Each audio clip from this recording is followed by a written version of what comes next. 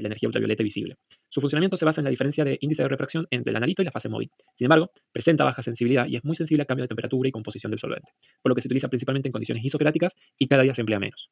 Por otro lado, el detector de fluorescencia es altamente sensible y selectivo, siendo ideal para análisis de trazas, por ejemplo. Detecta compuestos capaces de emitir fluorescencia tras ser excitados por una radiación específica.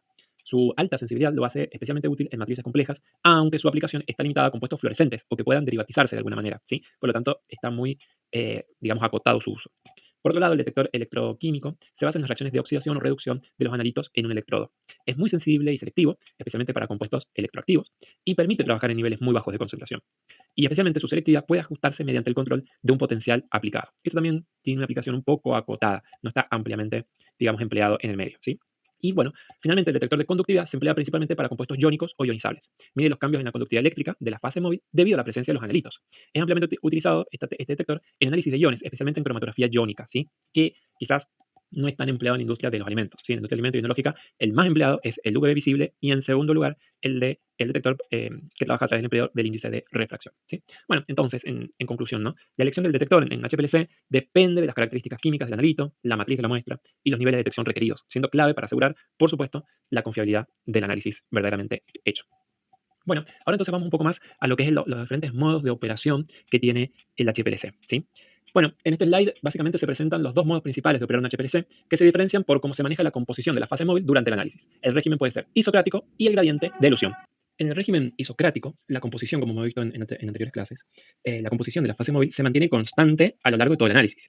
Esto implica que la fuerza de elusión no cambia con el tiempo. Es un modo de trabajo simple, robusto y altamente reproducible, lo que lo hace ideal para mezclas sencillas con pocos componentes o con analitos que representan comportamientos de retención similares. Entre sus principales ventajas se destaca la simplicidad del sistema, menor costo operativo y rapidez en el análisis. Sin embargo, presenta limitaciones importantes. Es poco eficiente para separar mezclas complejas, es sensible a pequeñas variaciones en la composición de la fase móvil y puede generar problemas como el ensanchamiento de banda, ¿sí? Especialmente en compuestos muy retenidos.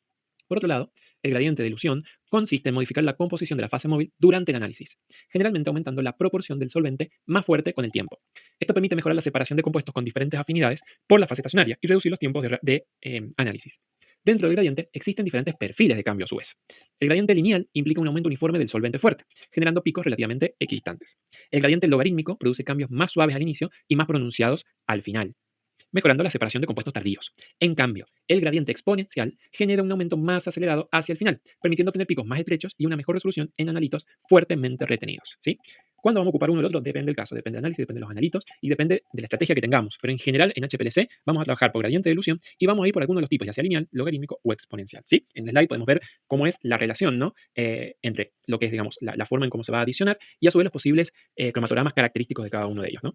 Entonces, en términos generales, el modo isocrático se utiliza cuando la muestra es simple y no requiere gran capacidad de resolución, mientras que el gradiente es fundamental en el análisis de mezclas complejas, ya que permite optimizar tanto la separación como el tiempo de la corrida cromatográfica. Bueno, y un punto final que nos estaba faltando es cómo calibramos a un, en general, cromatógrafo, y en este caso lo vamos a ver aplicado con un ejemplo en HPLC. Bueno, en este slide entonces lo que estamos viendo es el método de la curva de calibración, que es uno de los procedimientos más utilizados para la cuantificación en cromatografía, y que bueno, hemos estudiado en las primeras unidades y en este caso lo vamos a ver aplicado en croma. El principio del método entonces consiste en preparar una serie de soluciones, patrones, del analito de interés a concentraciones conocidas y crecientes. Estas soluciones se inyectan en el sistema cromatográfico bajo las mismas condiciones que se utilizarán para analizar la muestra problema, asegurando así la comparabilidad de los resultados. Cada una de estas inyecciones genera un cromatograma en el que aparece un único pico correspondiente al analito. Siempre al mismo tiempo de retención, ya que se trata del mismo compuesto analizado en condiciones iguales. Lo que varía entre los distintos cromatogramas es el área o la altura del pico, que aumenta a medida que lo hace la concentración. Con estos datos se construye una curva de calibración representando la respuesta del detector, es decir, el área del pico, en función de la concentración del analito. En la mayoría de los casos, esta relación es lineal y puede describirse mediante la ecuación de una recta, ¿no? Por lo tanto, una vez obtenida esta recta de calibración, se puede analizar una muestra desconocida. Midiendo el área de su pico y utilizando la ecuación de la recta, es posible calcular la concentración del analito en dicha muestra. ¿Se acuerdan que en la primera clase de separación cromatográfica les contaba que había una forma de calcular en base al área de un pico obtenido y demás para determinar, bueno, la concentración que éste representaba y que no sea solamente por transpolación entre una curva y el resultado? Bueno, justamente a partir de la construcción de la curva de calibración determinamos la relación matemática y a partir de esa relación matemática luego integramos con el área que se obtuvo de ese pico y se puede calcular matemáticamente la concentración que representa esa área propiamente dicha, ¿sí? Bueno, es importante también destacar que la validez del método depende de varios factores, como la correcta preparación de los estándares, de siempre la linealidad del sistema, la repetibilidad de las inyecciones y la estabilidad de las condiciones cromatográficas, ¿sí? Entonces, en síntesis, la curva de calibración permite transformar claramente una señal instrumental en un valor cuantitativo confiable y claramente sigue siendo esta una de las herramientas más precisas para el análisis químico en cromatografía, ¿sí? Bueno, y ahora finalmente entonces vamos a hablar un poquito de lo que es la cromatografía de capa delgada, ¿sí? Vamos a tener toda una práctica de laboratorio respecto a esto, pero quisiera introducirlos, aunque sea brevemente, en el tema, ¿sí? Bueno, en este esquema, en el slide, se resume de manera integral el proceso de la cromatografía en capa delgada, ¿sí? Una técnica simple, muy antigua, ¿sí? Pero muy útil para el análisis cualitativo y semi-cuantitativo de mezclas. En primer lugar, yendo al proceso, se parte de la preparación de la placa cromatográfica, que consiste en un soporte, generalmente de vidrio, de pirex o aluminio, recubierto por una fina capa de fase estacionaria, como sílice de gel o aluminio. Esta fase es la responsable de interactuar con los analitos y permite su separación. Luego se realiza la aplicación de la muestra, que se deposita en forma de pequeños puntos o bandas sobre una línea de origen, utilizando normalmente una micropipeta, por supuesto. Es importante que esta aplicación sea precisa y con bajo volumen para evitar problemas en la resolución. A continuación, la placa se introduce en una cámara cromatográfica que contiene el solvente, es decir, la fase móvil, y durante el desarrollo del cromatograma, el solvente asciende por capilaridad a través de la fase estacionaria, arrastrando los componentes de la muestra. En este proceso, cada analito se distribuye entre ambas fases según su afinidad, lo que determina su velocidad de migración. Como resultado, los compuestos se separan y alcanzan distintas posiciones en la placa. Posteriormente, se realiza el revelado, que permite visualizar las manchas correspondientes a cada componente, ya sea mediante luz UV o reactivos químicos específicos. Desde el punto de vista del mecanismo, ¿sí? En dicha cromatografía pueden intervenir distintos procesos de separación, como adsorción, reparto o intercambio iónico, dependiendo de la naturaleza de la fase estacionaria utilizada.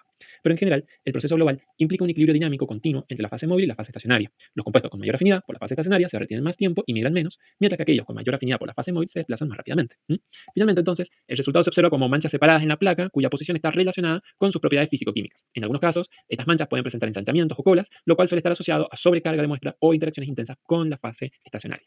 En términos prácticos, esta cromatografía es una técnica ampliamente utilizada por su rapidez, tiene un muy bajo costo y es muy versátil, permitiendo el control de pureza, el seguimiento de reacciones y la comparación de muestras de manera sencilla y eficiente. En el mundo de la energía se conoce esto como cromatografía de papel y es la típica determinación de los ácidos orgánicos, especialmente el málico y el láctico, en los momentos y posteriores a la fermentación maloláctica. Bueno, esto ya vamos a incursionar en la práctica para realizar este proceso, que es muy sencillo y, como les digo, si bien es cualitativo, ¿sí? Permite dar muchísima información del estado del sistema y entender qué procesos biológicos se pueden estar dando a la vez y obteniéndose ciertos productos a partir de otros reactivos. Bueno, esto es un tema mucho más para ahondar si se quiere, pero en términos prácticos y a lo que aplica la materia en cromatografía de capa delgada, es la aplicabilidad que al menos tiene en la industria alimentaria. Bueno, finalmente entonces los invito a que recorran el campus, que visiten las diferentes infografías y videos complementarios que permiten visualizar estas técnicas de un modo muy práctico. A su vez también los invito a que puedan responder los cuestionarios correspondientes a las unidades de cromatografía